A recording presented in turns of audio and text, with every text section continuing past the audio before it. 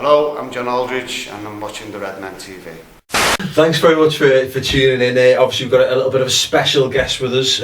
Now Mark Radley, those of you of course who watched our Brighton preview will have already seen his smiling face, but thought we'd have a little bit of a one-to-one chat with you because of course, as we've mentioned, you are the man who inspired the successful play beating Berlusconi. Obviously it's been nearly coming up on 7 years since the inspirational night itself. Going back to the Istanbul final, do you want to, just for those who don't know, sort of fill in a little, put people in about how it all came about? Yeah, well, like all those Reds, I was deflated at half time, to say the least. Well, not a little, to say the least, a bit very deflated. And went in search, like most of us did at half time, in search of an alcoholic beverage, something to just sort of dampen the spirits a little bit. And a programme, because both were hard to come by at the Ataturk Stadium. I went wandering and went to a kiosk and asked for a beverage, and he said there was this, well, it was funny actually, they didn't speak much English, and this guy next to me, this big fat scouser, turned around and said, oh mate, there's no beer. I said, yeah, well, what is it? He goes, there's only tea or water. He goes, and the tea tastes like water anyway, so that was that one. So put that to bed. I carried on walking over, trying to get a programme. Got at the time just a one little boy, and it was a memento, and I thought, well, even if we're getting beaten, we're probably going to get beat by even more. And I thought, you know, it's over 20 years since our last final, I've still got to have some sort of memento, you know, so it may not happen again for another 20 years. So I went in search of both, and went wandering in search of a bit more things I could. Going down some corridors, and went down some steps and in some more corridors, and found from this sort of metal and concrete looking place I'd end up hitting carpet, and sort of stood back, and being a bit of an opportunist I was observing things going on. I went wandering down some more corridors, and I seen behind some doors there was some looked like little 11-12 year old boys with sort of dicky bow ties on, silvering what turned out to be bubbly champagne on silver platters. Being a bit how I was and observing, as I say, it looked like there was like security on the door stopping people going in and everything else. I just thought it was a neutral hospitality. I didn't realise that it was AC Milan, and I was there, stood back, observed, see people getting stopped, and thought, well, I'm getting a bevy. If I get kicked out and get frog marched, well, I've had a bevy. I'm 3-0 down anyway, so I thought, that's it. I'm going in, I'm getting some. So I was observing, as I say, and I managed to get in behind the doorway, and I got myself a drink, and it was well, they said it was champagne, but it was wet anyway, so I had one and had another one, and I went over and I could hear the crowd being a bit, so I was like leaned over this barrier, and there was some glass windows here, and I realised it was definitely hospitality. Everyone's sort of suited and booted. Just out of interest, what were you wearing? I was wearing my colours. Of course, yeah, and you know, everyone, I stuck out like a sore thumb, but you know, I heard the players coming out, and I looked over and there was some scran over there, so I thought, well, I'll have some of that as well. You know, I've had the bubbly, I'll have some scran. So I took a bite of this pink stuff, and I thought, salmon? Like being a Chelsea supporter? salmon, you know what I mean? I thought, I can get used to this, happy days. So anyway, I'm looking over at the barrier again, and the players are coming out thinking, wow, great seats. I was up in the gods before, like, you know what I mean? So looking down at the little ants playing football, I thought, I could get used to this. So as I say, sat there, and I got tapped on the shoulder, and I thought, here we go, time to go. Turned down, it wasn't, it was indicated as if, say, can you sit down? So what's that like? So see some empty seats or something. I went to sit down, and someone says, well, that's my chair. What was that? Italian or Turkish? Alright.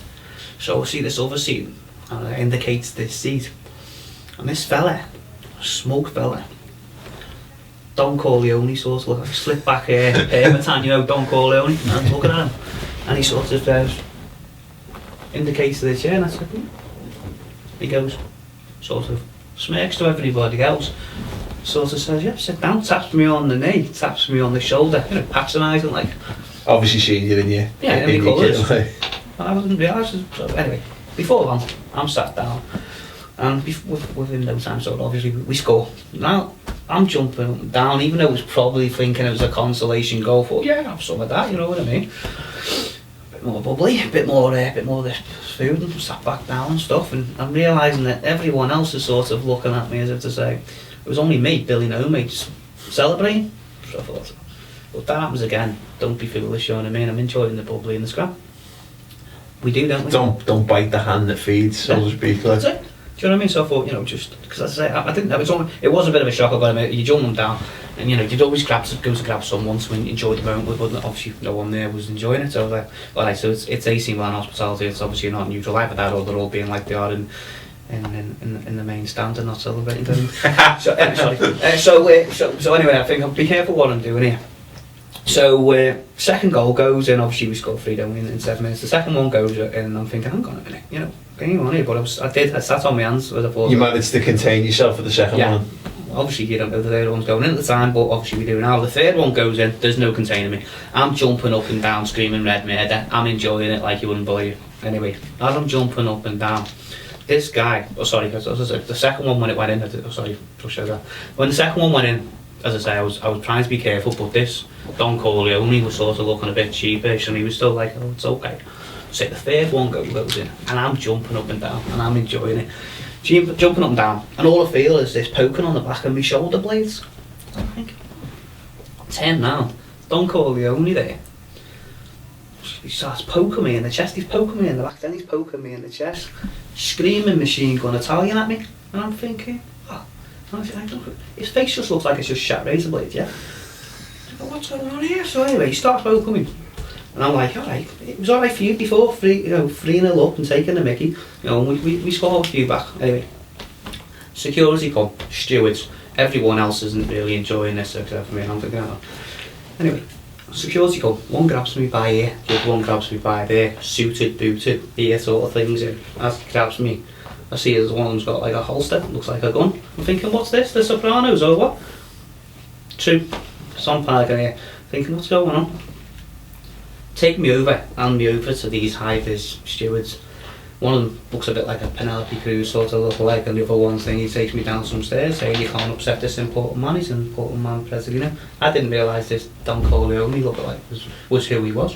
So I'm saying, oh, you know. I said, you can't upset him. I'm going, what do you mean upset him? I didn't do anything. I'm just enjoying the moment. Anyway, they take me down some stairs, take me through some more doors. I'm thinking I'm getting kicked out or taken out the back for a good kick. And she says to us, this important man, he's an important guest. He's the AC Milan Presidino. I said, what? I'm thinking, Presidino? Yeah, the Italian Prime Minister. I'm like, what? I'm thinking, still didn't realise he was Berlusconi. The thing is, right now, Berlusconi, everyone knows, he's been caught with his trousers down quite a few times recently, stuff like that. To say the very least. 2005, no one really knew. Well, if you were into your politics on a Wales, and stuff, on a Wales scale. He doesn't. The news of Silvio Berlusconi doesn't really penetrate the depths of the city of Liverpool. Like, I mean, I knew him like we know him now. I would have seen if he could have invited me back for one of his parties or whatever. You know. Have you got asking him if he's got any spares? Means a completely different thing. So anyway, I got moved down in some doors and through some more glass doors on the tier below. I'm thinking, wow, the view's even better than just there. Look at this guy. Anyway, they sit me down, apologising to me. They must have thought I was a VIP, Liverpool VIP. Anyway, they're apologising. Come over. We're going to penalties. I get given this goodie bag. Yeah. Inside this goodie bag, inside it, there's little key rings, a lighter, and a programme. Still in its cellophane, a VIP proggy. I'm thinking, what? I only wanted a beer, I've had some champagne. And there's me proggy. Anyway, I'm taking it all in. I look around, and there's all me childhood heroes and people, so many ex-players, wags, everybody. I'm thinking, what's going on here? Like, behind us here, there's all pundits and people like Aldo doing all the commentary and stuff. I'm thinking, I'm in the Liverpool VIP. I've just been moved from it to Liverpool VIP. Anyway, we obviously win on penalties, and I'm jumping up and down with people I've enjoyed watching as a kid, and people associated with the club. And was he two? I think I read an interview that was Ian Rush one of the. Ian Rush was one of the guys behind us. Sam, Steve Highway was in there.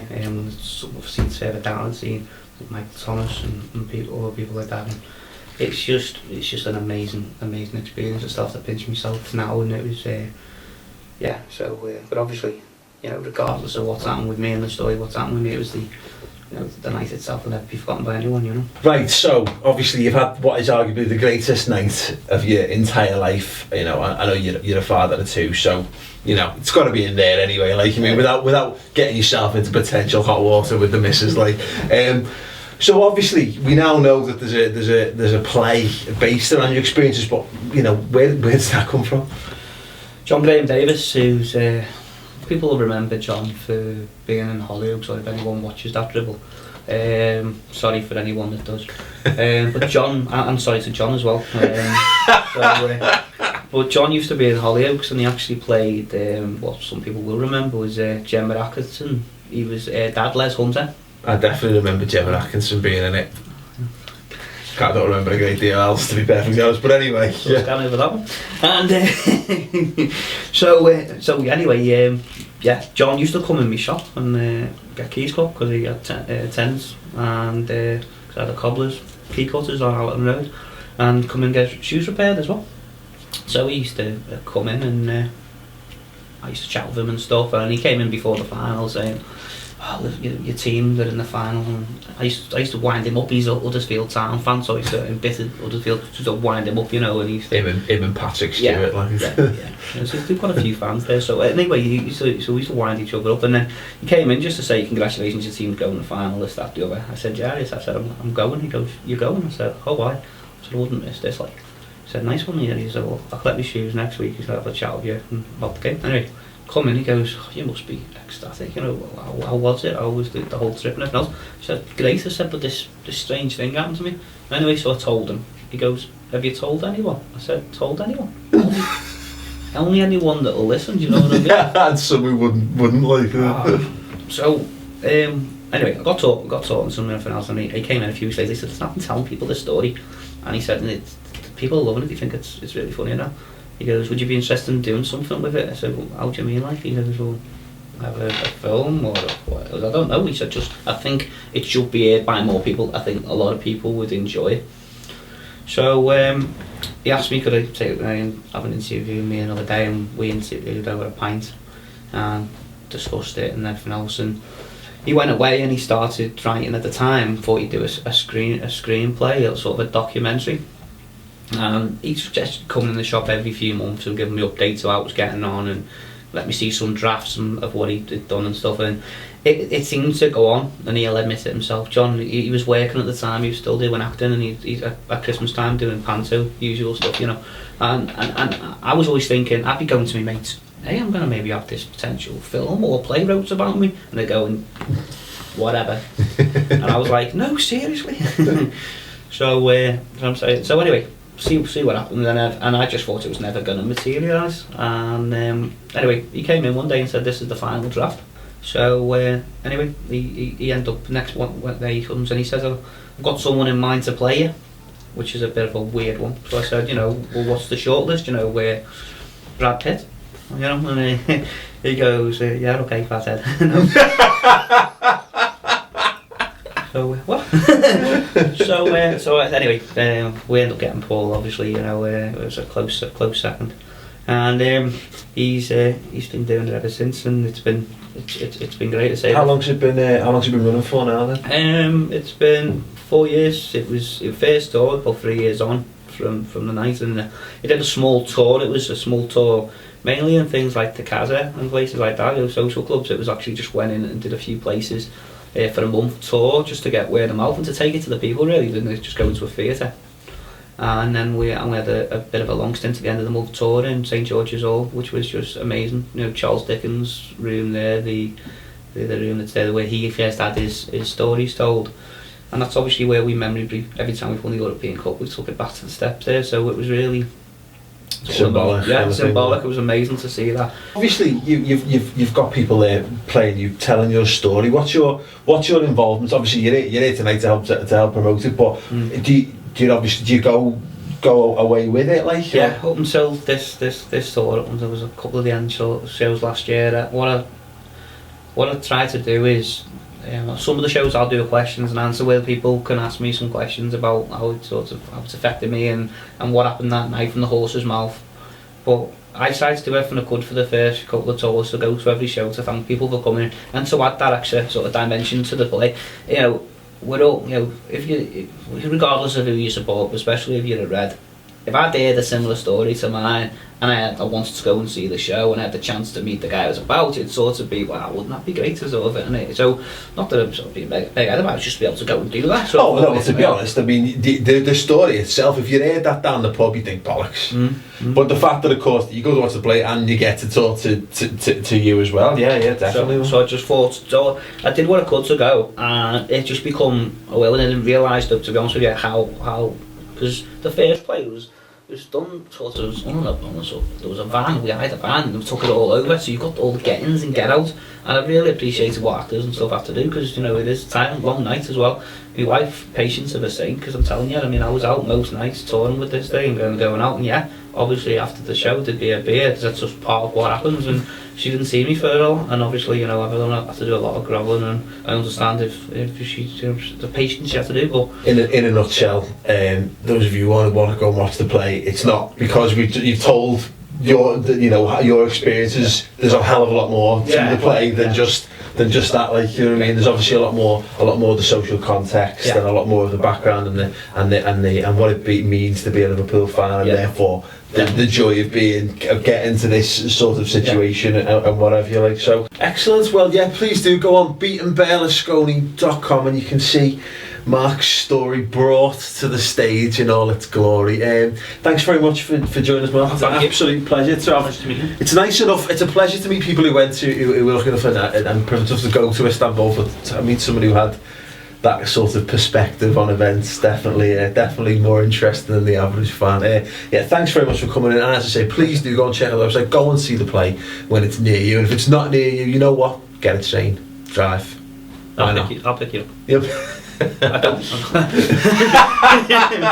Get on the Mark Radley minibus to the next show and near you. Thanks very much for watching. Yeah, don't forget to get involved. Ta-ra.